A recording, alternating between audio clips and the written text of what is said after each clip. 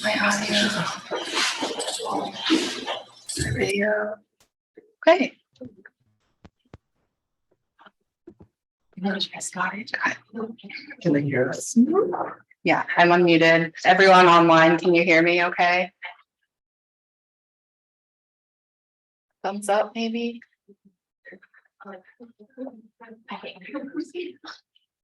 Oh, there's a comment. Yeah, okay. There's a thumb. We got some stuff in the chat, so maybe probably something now, right? Yeah, okay. Yes. All right, so first things first, we want to make sure everyone gets counted for the attendance today. So if we'll just give you a couple minutes to do that. So you can use the QR code or you can go to this link right here. Either way, it'll count your attendance. And then we just need at least one senator from every department. So, but if you're here, do it. If you're not here, let us know. Just want to make sure that we're over here. Me? I think I got here at 2 o'clock. A little after 2. Okay. Yeah. Oh. I was nervous. So I just want to go over the agenda. This isn't the wrong spot. So just agenda review and attendance. We're doing that right now. We're going to have a welcome message. Hillary's still not here. Yeah, well, we're going to introduce Hillary, our SGA Senator,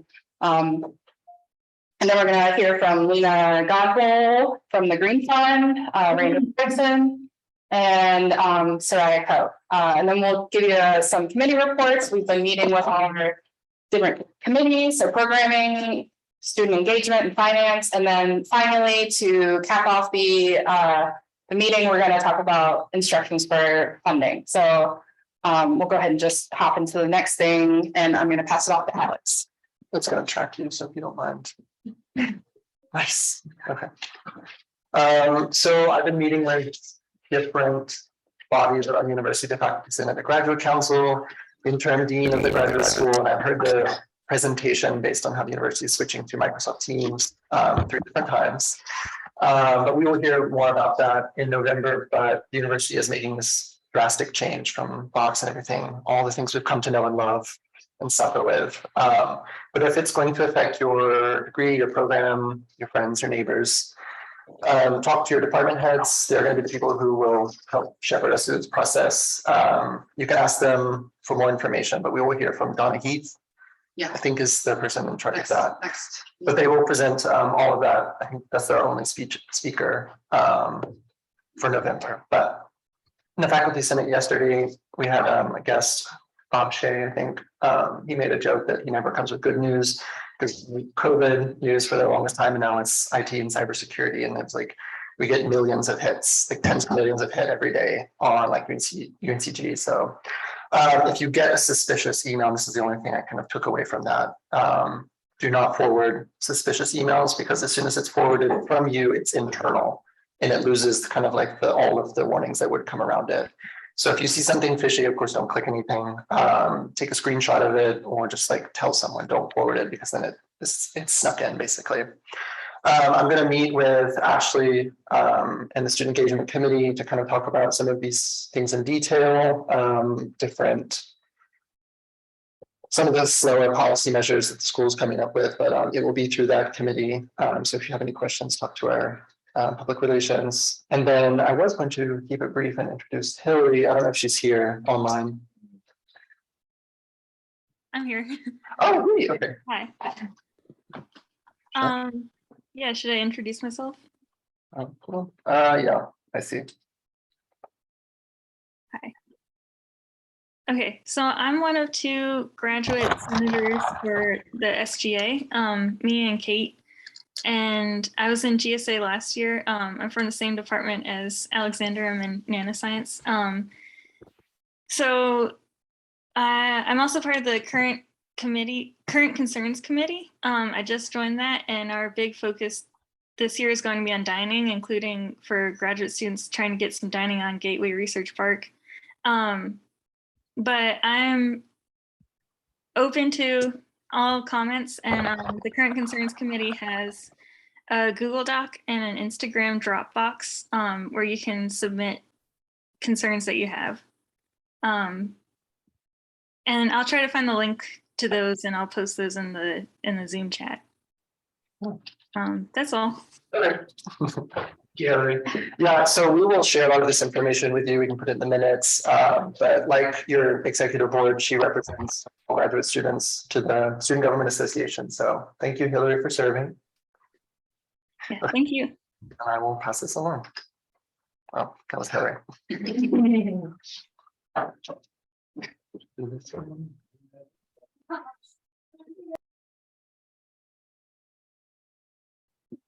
Hey, everyone. My name's Leena. I'm with the Office of Sustainability here on campus. I just have a few slides, so I'll just click through them. I'm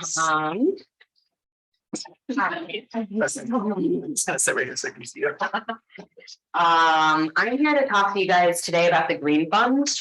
The Green Fund is one of the biggest things we do at the Office of Sustainability. It takes up a good 20% of our time. Basically, what the Green Fund is it's $3 out of everyone's tuition that goes into this fund. It shakes out to about $60,000 every year. And what we do with it is we try to spend it on projects that will help us achieve our climate action plan.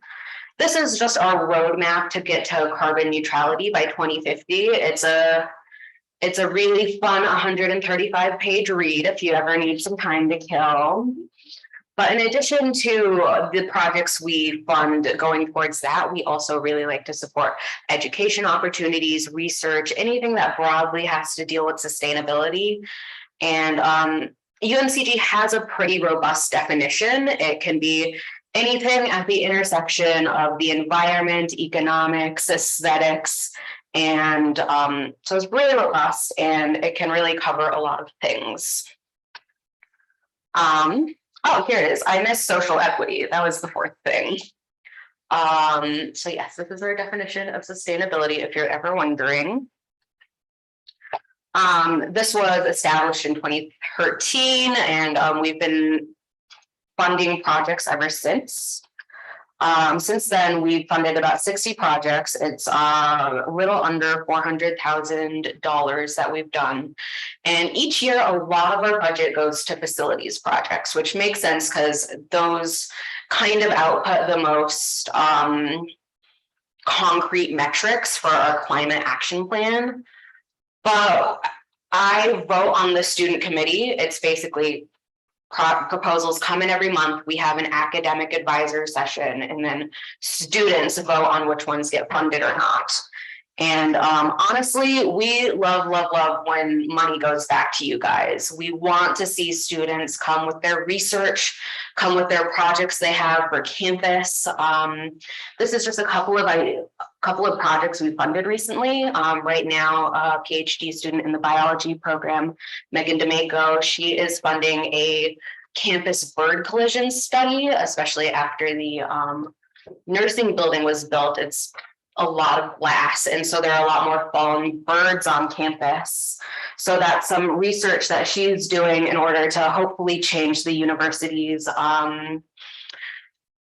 policy when they build new buildings, as well as there's things you can put on existing windows to help the problem. We've also funded some research for eastern bluebirds, as well as the solar picnic tables was an undergraduate project that will be coming outside of Moran Commons in this coming year. It's basically a solar picnic table where you can sit, work, get shade, and then charge your laptop all at the same time. We even funded an MFA thesis where someone went in and interviewed incarcerated women and then did an interpretive dance performance based off of what she found.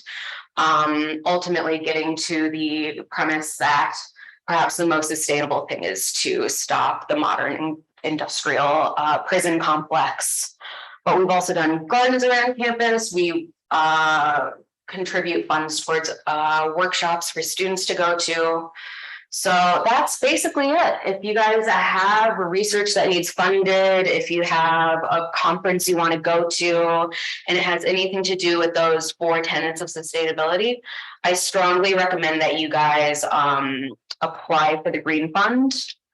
I have some FAQs, but I think what I want you guys to go away with is you should reach out to the office if you're interested.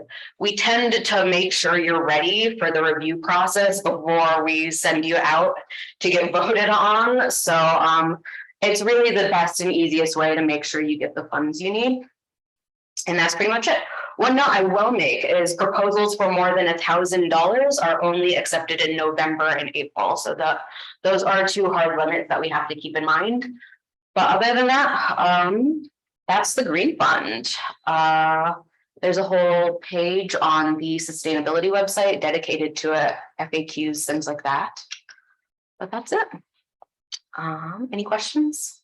We have a question online about whether or not online students are eligible. Yes, every student is eligible. You will need an academic advisor to kind of attach onto your project, but that's the only caveat.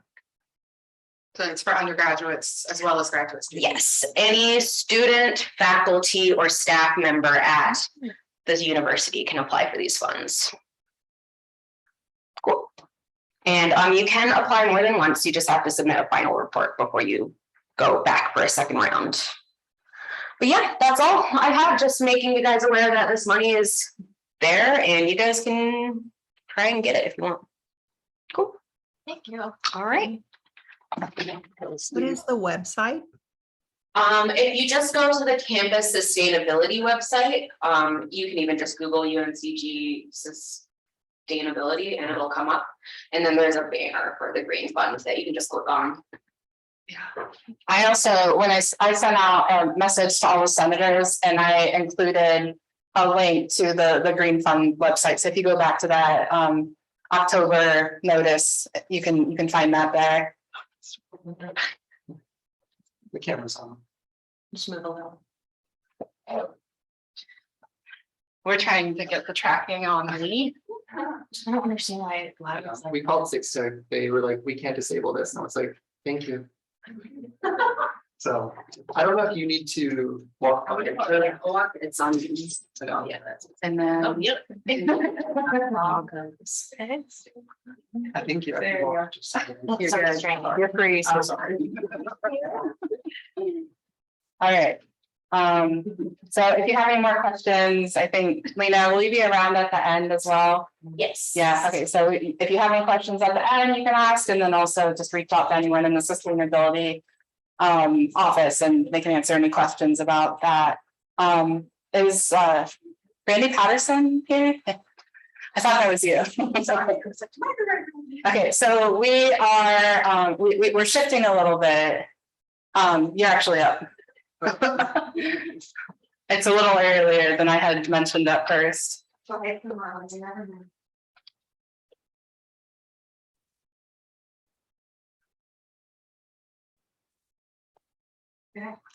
Randy Patterson, she's from the counseling center, and she's going to give just a little information about services that we have on campus. Yeah, hi. So I see there's like some not masking in here. Is that sort of okay for this? Yeah. Yeah, okay, cool. So I'm Randy Patterson. I'm the Associate Director at Counseling and Psychological Services. We've changed our name recently, so we will hear us at the counseling center. Hybrid. They can't hear you. Can you stand over here? I'm so sorry. okay. Yeah, I'm so sorry. Yeah, so we used to be the counseling center. We're Counseling and Psychological Services. This is no one I know, but I don't know how to do anything like this without making you guys like take like literally a minute to get centered. And as much as like I hate it when people make me do this, I'm going to just ask you to just roll with me for a minute. And so what I want you to do is you can look at the floor, you can close your eyes, whatever feels right to you, or you can just look up, whatever. But I want you to just start to pay attention to what's happening in your body. And so by that, I mean, if there are any areas of tension, any areas of just kind of a little tightness, you can just soften them. If you feel like your face kind of tight, you can also let that soften a little. And then, of course, I'm going to ask you to also let your attention go to your breath. So not like some big fancy different breath than you usually have, but like just the breath you always do. But just to pay attention to how you can feel your body breathe in, a little bit of tightness, cool air coming in, warm air going out. So just paying attention as your mind wanders from any of this, just kind of gently directing it back to what's happening in your body, paying attention to the breath, just being present. That is all I'm asking you to do for that moment. So thank you. Does anybody ever do this and find something like this helpful, or does it put you right out? It almost puts me out. Both. Yeah, right. Anybody actually do it? Do it. I am studying peace conflict, so Oh, usually, yeah, every group said, "Oh, just to close your eyes, mindfulness." It's very helpful, by the way. yes. Yeah. So I start here with this because I feel like, I've been a graduate student a couple of times. So there were 2 degrees involved. So I remember it being very uncentering. And I feel like whatever message I have for you, like just reminding you to just get back in your body, get back and kind of noticing your thoughts, your body, all the stuff you just did. So that is why we start there. Can I click this? You should be able to. Okay. So we're kind of done. Well, that's me, but not the picture. And that's where I work. And right here, where you see that if you are interested in some breathing exercises, I just like this little page from Real Simple magazine. So I just stuck it up there in case you want to take a picture. And if you don't, then do not. Okay, there's some grad students here. Anybody ever have stress or any challenges to their well-being? No? Okay, well, so we're good. So what are the kinds of things you think are like kind of contribute? Can you name a couple of things? We won't do this real long, but just some of the things that contribute to stress for graduate students. Workload. Workload, yes. Money. Money. You say money, did I get that right? Excellent, what else? Say that again? Writing the thesis. Writing the thesis, I remember that. Yes, I remember a couple years of that, definitely. So again, the workload, the intensity, anything else? Mixed with personal life. Personal life, yeah. So kind of like, I think the way that I put it in here is, first of all, trying to think about all these stressors and couple them with what part of our own well-being is being affected by them. So I don't know if you all know, but graduate students have a disproportionately high percentage of or amount of anxiety and depression. So grad students, unfortunately, in the research that's been done, I don't know as much recently, but I think it's consistent, look more like a clinical population in terms of levels of anxiety and depression, which doesn't mean anything's wrong with grad students. It means there's something wrong with the system that grad students are in, right? So, but we know that emotional wellness is challenged. Anybody? Nobody is ever positive phenomenon, right? One of that. Yeah, no. I run the grad student group here a few times, and I've never had a group that didn't talk about imposter phenomenon multiple times. Like, yeah, we talked about last week. We're going to this week again because it's still up. So I think that imposter phenomenon. Anybody unfamiliar with that? Don't be shy. Okay.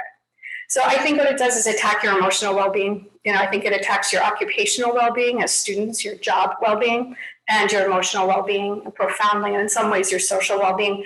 So the reason I'm putting all these other things next to the stressor is really to start to remind us, like, all those areas of wellness exist. You can do things to address them. If you find yourself in this laundry list, which will be done soon, of sad situations, then at least it lets you target, like, okay, well, I seem to keep showing up in the social, well-being issue. So you can start to think about how to address that. I think grad students, anybody, lack of community, loneliness, maybe that was just me, but yeah, right? I mean, you're doing something that nobody in the world understands, and like you kind of are starting to understand it, but it's super specific, and there might be some other academic who understands it. So I think also for a lot of people being in a new place, creating community is really tough. And you're separate from a community that may not completely get what you're doing. right? They might ask you like every single time you talk to them, where are you starting? And they mean well, okay. Work-life balance, you all got to, it attacks all of the well-being, right? I mean, balance does not, but lack of. Finances, we got there, financial well-being. Issues of bias, so that will attack, again, social, occupational, emotional, environmental well-being. So we know that that's a really common experience for a lot of graduate students that have experience of bias and discrimination. So it is part of well-being. And then I'd like to remember people are also like learning and meeting other people and having fun, and that is part of well-being too, and it is also happening. It is not all dark and dreary, but in my world, we tend to do that. Okay, I'm gonna finish soon. So since I've been here for like 4 years, and when I got here, I felt like there weren't a ton of mental health offerings that were specific to grad students. So at that time, we started the grad student group, which we've run now for 4 years, so 2 and sometimes 2 a semester. So currently that's a virtual support group. It's a wonderful group. If you want to be in touch with me about that, you can. I run that. We run a series of workshops. We finished one of them already this semester about adjusting to grad school for new students in grad school. We're going to do how to have a healthy relationship with your advisor. All the information is there. It's also on Spartan Connect. In spring, we'll do our imposter phenomenon workshop, which usually gets a lot of people. We'll do something on self-care or thriving in grad school. So please check out our offerings, and you can find that through Spartan Connect. You can find it through our Instagram, which is going to come up in a second, or through the Student Health Services Counseling Psychological Services website. Anybody know WellCheck? Yay! I won't make you talk about it, but yeah, whatever. So it is like, we're talking about all these areas of well-being. WellCheck is free to you. It's not one of those things where you start it and then it's like, oh, also now if you want the good stuff, you have to give us money. You don't have to. So this is for UNCG students, a free mental health app. I really encourage, like if you do nothing else for yourself, if you're just like too busy this week, this month, just download the app. And then maybe one day you look at it, right? And there's an area where there are meditations, there's little informational things about sleep or about public speaking or anxiety or panic. So check it out, it's free to you. If you can't capture the codes here, as I'm sure you are trying to do desperately, but if you cannot, it's also on our website. So definitely use WellCheck, it's there for you, it's free. If you want to get connected with us, so Counseling and Psych Services is the primary provider of mental health services to undergrad and graduate students. To connect with us, the phone number is there and we will do a screening. It's usually a 15 to 20, 25-minute screening where we try to figure out like what's right for you.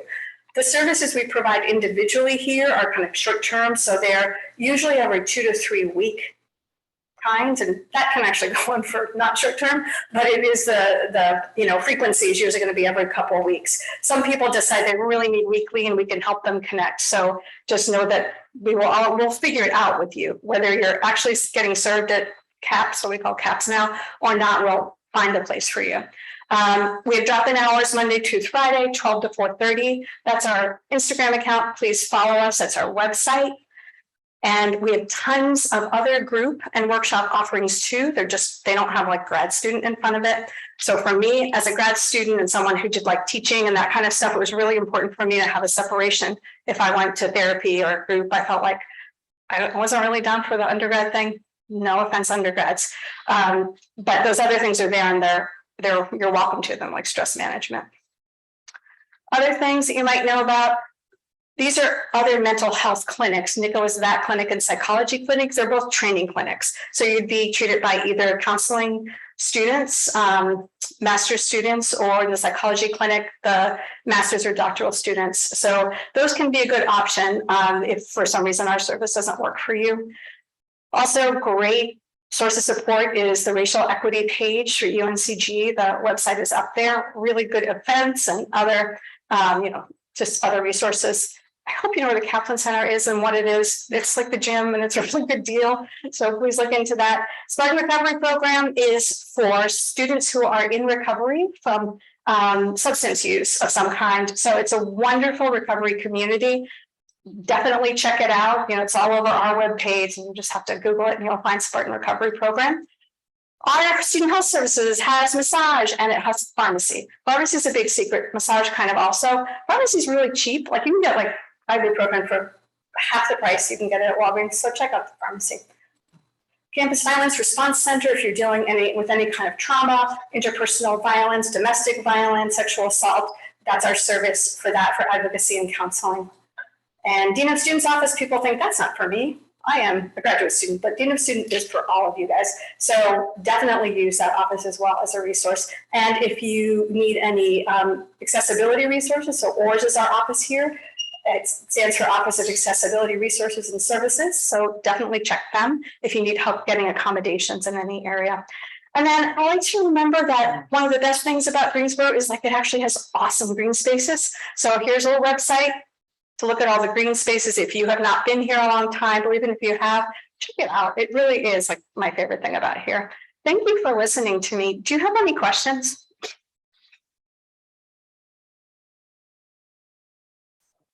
There's the, what's the room on the top of the EUC? Sensory. I don't know if that's in your office as well, but a lot of graduate students don't know that that's there. And we helped fund like some of the furniture in that last year. My boss. Thank you. I will get on my list. There's a room on the third floor, or it's the second floor of the EUC. Oh, the meditation room? Yeah. Yes, okay, I do. We're Yeah. probably calling it something. We were just talking about it today. It's funny. I was like, I've never even gone in there, but I think it's sensory because there are like soft Lights. materials and lights and It's open to all students, you can pop in. yeah, so there's a place for you to like kind of just take a moment and chill out in there. So I would put it in for next time and a picture. Thank you very much for that. So The sensory calming room is on the second floor. There is a meditation room in the basement level, the ground floor of the EUC, and it's a separate area. yeah. okay, thank you. Now I can see over here. Now, I don't know where that's coming from, but I'm orienting myself. We only have our camera up, but Yeah, there's that's other fine. people on there. The last thing I'll say, and thank you for the time, is that if anybody feels like I would like to talk to those mental health people about what they really need to do, I am open to that conversation. So if you feel like, God, just figure it out, talk to me. I'll leave cards here. If you ever as an organization decide, we'd love to have that conversation, just let me know. Yeah, that's all I have to say. Thank you for letting me come. Thanks for coming. I'm really passionate about your well-being, so check me out if you need anything at Counseling and Psych Services. I will leave my cards on the table on the way out. Awesome, thanks so much. Yeah, the quietest little. Okay, what time is it? 4:28. We're doing really good on time, actually. So, our next speakers. Okay, we're gonna have Seriah Coe and Olivia Chapman talk a little bit about the Greensboro Science Club. You can walk up there, we'll lose you. What? You walk up this way. No, they're just trying to get tracking off of her. All right, you're good. Okay. Hi, everyone. My name's Seriah Coe. I'm a graduate student in the biology department. And last year we got to kind of restart a program that had to be put on pause after COVID. And so we've had a really fun year of getting that up and started. And we wanted to share the opportunity of getting involved with all of y'all. And that is the Greensboro Science Club, or GSP. And so this is actually going to be kind of a group of both graduate students, ideally a few faculty members in the future. And then we also have some people that just have careers in science that are also involved. And our entire goal is being able to utilize these people who we kind of understand science to a certain degree, and finding professionals or academics in different scientific fields and bringing them to local breweries to allow science and their specific area of science to become accessible for the general public. So they host these jargon-free talks for about 30 minutes, and then we do 15 minutes of questions, we do raffles, we talk with them afterwards, everyone gets to enjoy a beer and relax. So it's a very comfortable setting to kind of help you feel a little bit more, able to connect with something you may have never learned about before. And especially in our general public, we've done a bunch of different ones at this point, everything from ecology to space. And so we found that a lot of times the people that are attending these are really interested in what's happening. They just haven't ever had the accessibility to talk to an expert in a way that makes them feel like they can ask questions. And so I think this is a really cool opportunity for grad students as well. It allows you service opportunities if you need service hours for anything. I honestly don't know if we still do that in grad school, but if you need service hours for your program, that's an opportunity. It's a great thing to put on your CV or your resume, because not only are you doing outreach and marketing, but you're also networking with professionals throughout many fields and throughout the actual community. So lots of wonderful opportunities. You get to make friends with cool people like Olivia. And we are right now, we have like 5 people that are running the whole thing. So it can get even bigger and better if we have more students that are involved. And I sent Amanda the slides I meant to send earlier. No, it's okay. I was just gonna say, hopefully maybe she can send those out after the meeting to everyone. And those include exactly what GSP is. So the written version of what I just said, and then how grad students would benefit from it. And then at the sides, you'll be able to see our website, our social media, our email. You can get involved with us by just following us on social media, which would be great if you did that, no strings attached. Or if you want to get involved or even recommend a speaker from your department, you can email us and we'd love to hear from you. Yeah, we have a talk in 2 weeks at Joymongers about leprosy, the history of leprosy. And skeletons or spooky Halloween. Yeah. So yeah, we'll send out those slides. And then my name's Olivia Chapman. My email is on the biology department website. I'm a grad student. I think yours is also on there too. Maybe not. So yeah, you can contact me if you have any questions or want to get involved. Yeah. And it's at 6 p.m. on the 18th, the Tuesday, which is either the 17th or the 18th, but I think it's the 18th. But yes. I know you guys have had grad students give a talk before. Like, are you still looking for potential speakers, or is it more you want people to get involved with the organization? Like, if someone like we're more so now looking, and we've done a lot of speakers within sort of the biology department and within UNCG in general. So we're also trying to broaden out. So we had some people from the North Carolina Zoo come and give talks.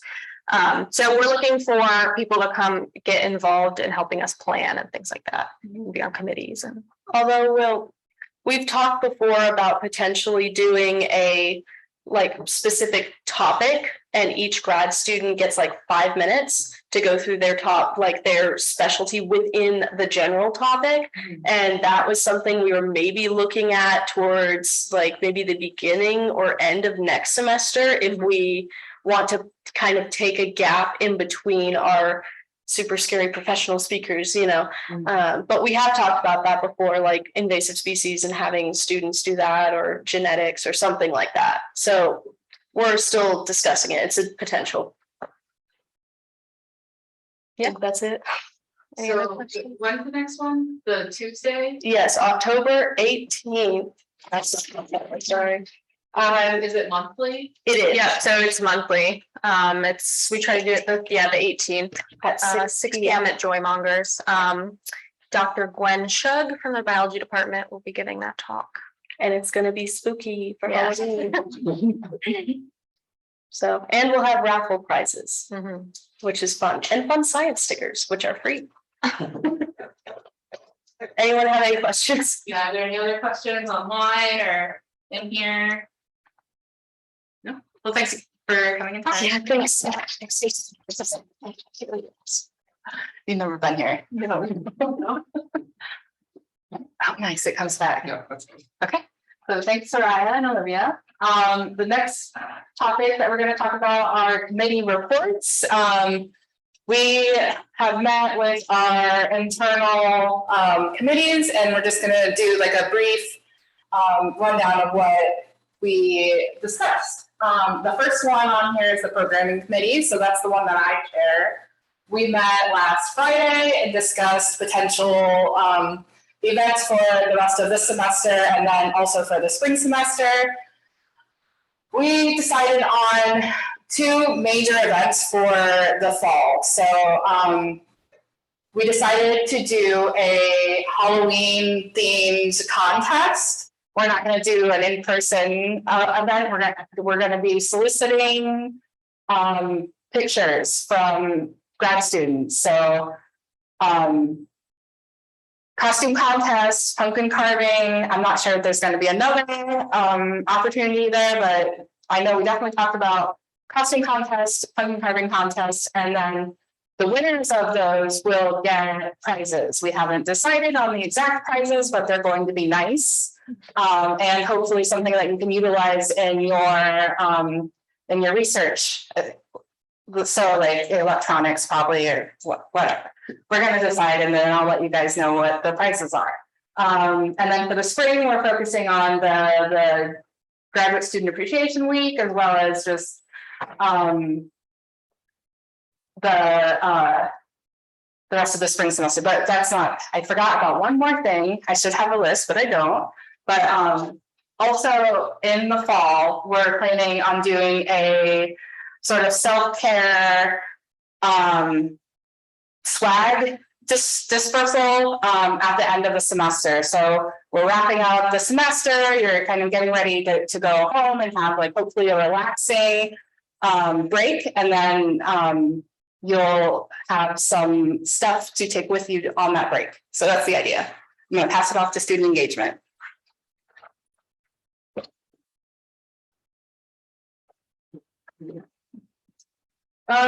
So we met a couple weeks ago, I think. The big issue this semester is obviously the IT changes that we will have Donna Heath talk about next meeting. But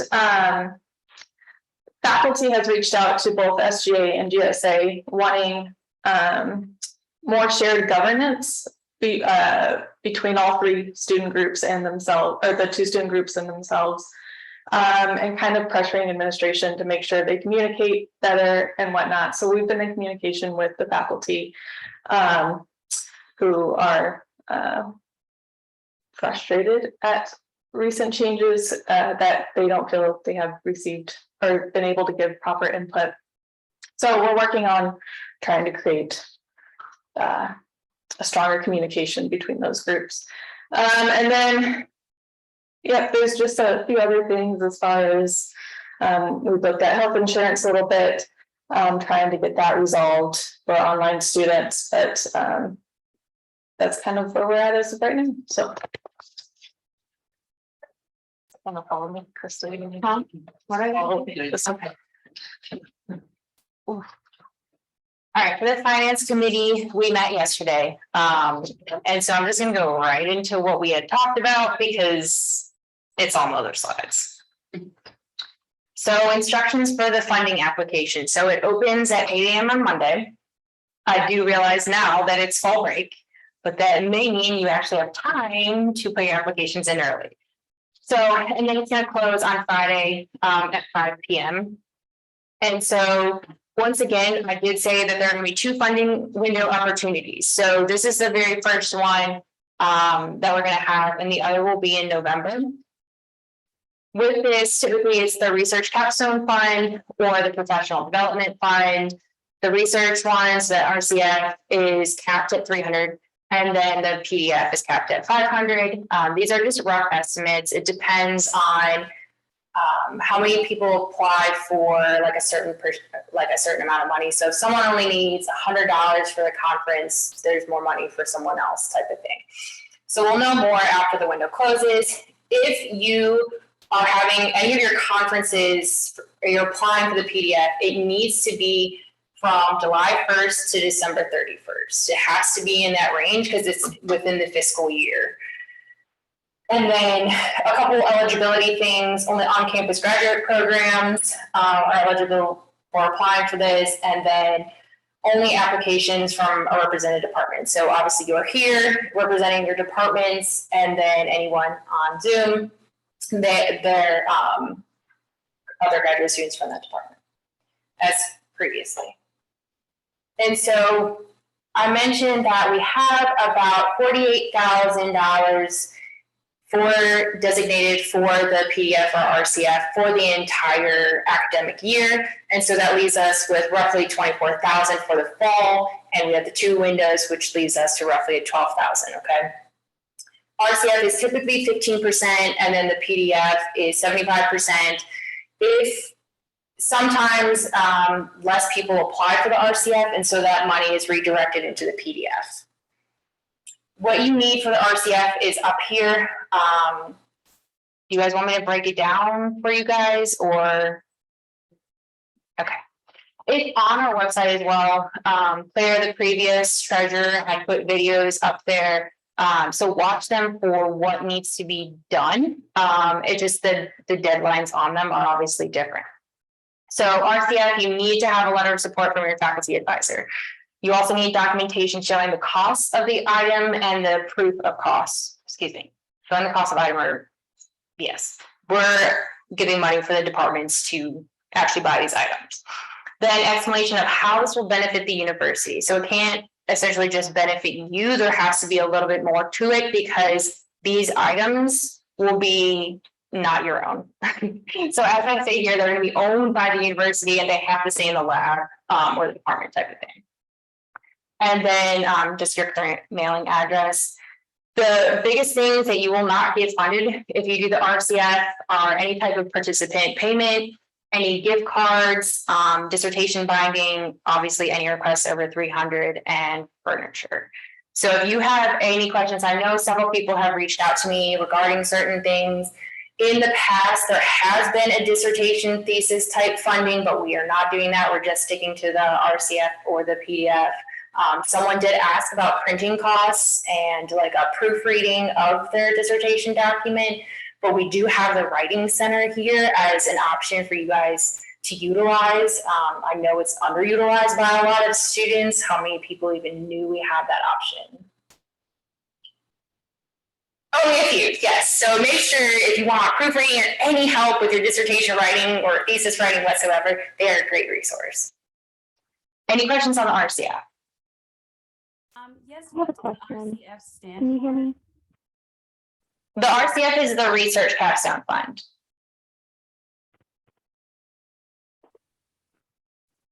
Are you able to hear me? Thanks. What's the other one? I have a question. So I'm coded as an on-campus student, but my graduate program is an online program. So does that mean even though I pay the student activity fee, I can't apply for funding because my program is online? If you pay the student fees, you can apply. But if you don't, which typically online programs don't have to pay the fees. Is that your question? Correct. We have some people in my program are, purely online, but like, for example, a lot of the graduate assistants, because we're on campus students, even though our classes are all online. We're not talking about like if you're on campus for an assistantship, we're saying on campus as in your program is on campus. Well, I understand that. What I'm saying is because I'm on campus for my assistantship, I had to apply as an on-campus student. So I did pay the fees, even though all of my classes are online and the program is online. I'm still in the system considered an on-campus student. You pay the student activity. Yeah, if you pay the student fee, then you're eligible. Okay. Any other questions on the RCF? It was one, someone's working on a project that will be for the university, but not the department. Is that okay to apply for? Can you repeat the question? Sorry. Oh, sorry. I thought, okay. Someone asked about a project for that they're working on for the university, but not the department. I would say email me with the details because that's very unclear to me what the specifics would be. Because then I would have to just verify it just to make sure, because there are a lot of maybes until it's verified. Then the PDF, we're still doing the virtual as well. So with the in-person and virtual, you'll need at least a letter of support from your faculty advisor, a receipt of your conference stuff. So any registration, food, travel, hotel, all that, proof that you actually attended the conference, and then a presentation abstract if you are presenting. Once again, you can apply for the PDF if you are presenting or attending, okay? And then if you are not a US citizen, you have to complete one of those forms. I think the biggest one that has to be completed if you're international is the NRA 001. That form's been on the website for the past several weeks. And in that document itself, it'll show you the supporting documents that you need to have as well.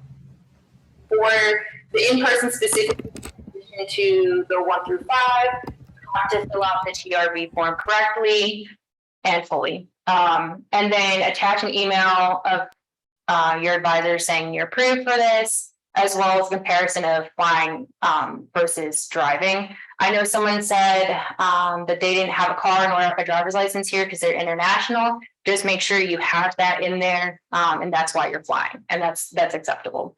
And then specifically for the virtual one, you'll be doing a student reimbursement form. Okay. Any questions on that? Okay. So as always, if you guys have any questions whatsoever, email me. During the application process, if you're running into errors, make sure you reach out to InfoReady, because I will not be able to do any technical support type of thing if you have a problem with the application itself. And then I'm just reiterating that the second window in the fall is November 7th to the November 11th. So if for whatever reason you can't get stuff submitted in time, you do have that other opportunity next month to apply. All right. And if it's not funded the first cycle, they can reapply. Yes, so should it be that you don't get funded for whatever reason, maybe your document was wrong, you can always ask why you didn't.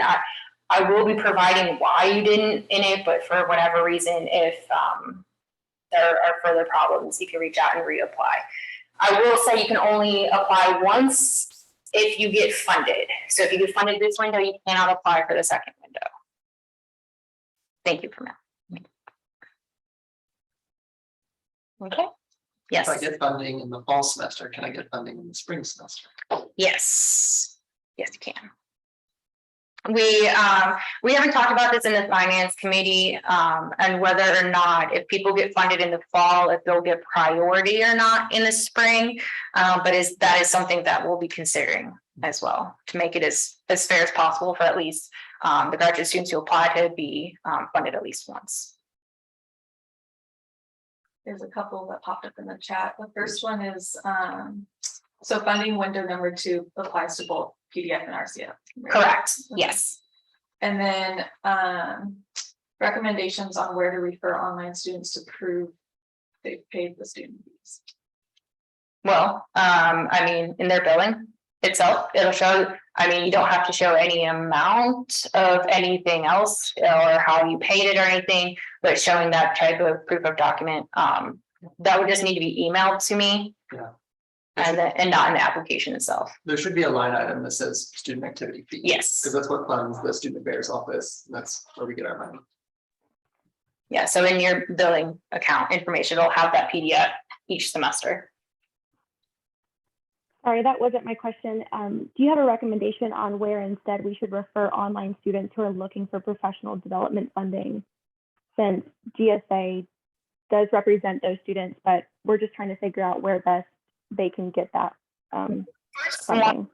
Of any funding opportunities should actually be your advisor and your department. And then they should be able to further direct you, since we won't be able to help you with that specifically.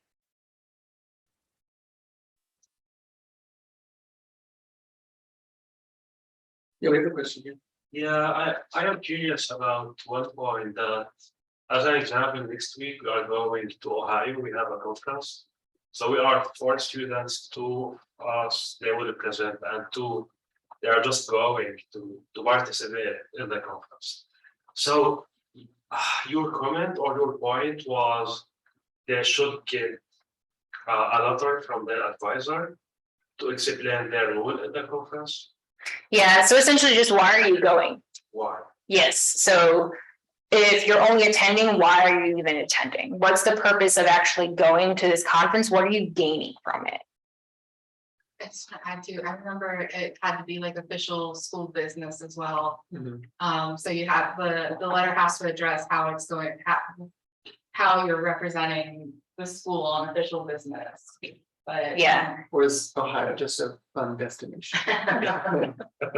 Okay, I'm from Ohio. Let me do that. I said it seriously. Does that answer your question? All right, no further questions. With that specifically, are there any other questions for the rest of the e-board or any of the presenters today? Any sustainability questions? Anyone want to join the Sustainability Council? Yes. We need a graduate student, so if anyone would like to. Leena, you're a graduate student, right? I am. Okay. Sean might volunteer me to join. Yeah, okay. If we can't find anyone, so don't worry. Nothing. Anybody want snacks, pens, Yeah, snacks and pens are behind Sam. support? This is it, right? Mm-hmm. Snacks and beds. Oh, okay, I'll go back. Yeah. So I think we're wrapping up a little bit early, but I think that's okay, unless anyone has any questions that we want to address. No,